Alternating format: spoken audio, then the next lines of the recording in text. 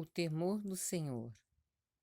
A segunda força motriz que fortalece a obediência é o temor do Senhor. Provérbios 16, 6 diz: Pelo temor do Senhor, os homens evitam o mal. Temendo o Senhor, afastamo-nos da desobediência. Agrademos muito quando examinamos a vida do povo de Israel. Paulo diz que estas coisas lhe sobrevieram como exemplo e foram escritas para advertência nossa, de nós outros sobre quem os fins dos séculos têm chegado. Aprendemos com o erro de Israel. Aquele povo não pôde entrar na terra prometida por causa da desobediência. Paulo diz: E contra quem jurou que não entrariam no seu descanso, senão contra os que foram desobedientes. Hebreus 3,18. Não foi pela falta de conhecimento que desobedeceram. A palavra havia sido proclamada. Eles a ouviram e contra ela se rebelaram. Em Hebreus 3,16. Por que desobedeceram o Deus que havia lhes feito tantos milagres? Por que desobedeceram Deus que vivia entre eles todos os dias? Deus o resumiu da seguinte maneira: Quem dera que eles tivessem tal coração, que me temessem e guardassem todo o tempo todos os meus mandamentos, para que bem lhes fosse a eles e aos seus filhos para sempre. Em Deuteronômio 5, 29. Eles não guardaram os mandamentos porque não temiam a Deus. A pessoa que teme a Deus se dispõe a guardar todos os seus mandamentos, e eles não o temiam. E não apenas aqueles que lhes são mais convenientes. Temê-lo é tremer diante da sua palavra. Você tem que levar a sério tudo o que Deus diz. Cada ordem deve ser honrada como de suma importância. Leia com atenção a exortação dada aos crentes do Novo Testamento. Temamos, portanto, que, sendo-nos deixada a promessa de entrar no descanso de Deus, suceda parecer que alguém de vós tenha falhado. Hebreus 4:11. Há uma ligação estreita entre a desobediência e a falta de temor a Deus. Assim como a obediência está lado a lado com o temor do Senhor. E a força que nos impulsiona a obedecer está no temor do Senhor. Tenho, pois, amados, tantas promessas, purifiquemo-nos de toda impureza, tanto da carne como do espírito, aperfeiçoando a nossa santidade no temor de Deus. 2 Coríntios 7:1. Ele nos prova, tirando a sua presença de nosso meio. O temor do Senhor inclui reverência e respeito, mas não se limita a isso apenas. É o reconhecimento de sua glória, honra e preeminência que somente Ele tem. Com isto em mente, nós o honraremos e procuraremos fazer a sua vontade, colocando-o acima de todas as coisas.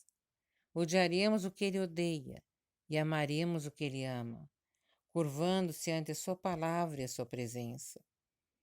Creio que Deus retém a sua glória com o fim de nos testar e nos preparar. Será que nós o temeremos e obedeceremos mesmo que a sua presença tangível não se manifeste? Frequentemente, a igreja se comporta totalmente como a nação de Israel. Alegra-se quando vê o Senhor e os milagres que faz, mas peca quando essas coisas não estão presentes.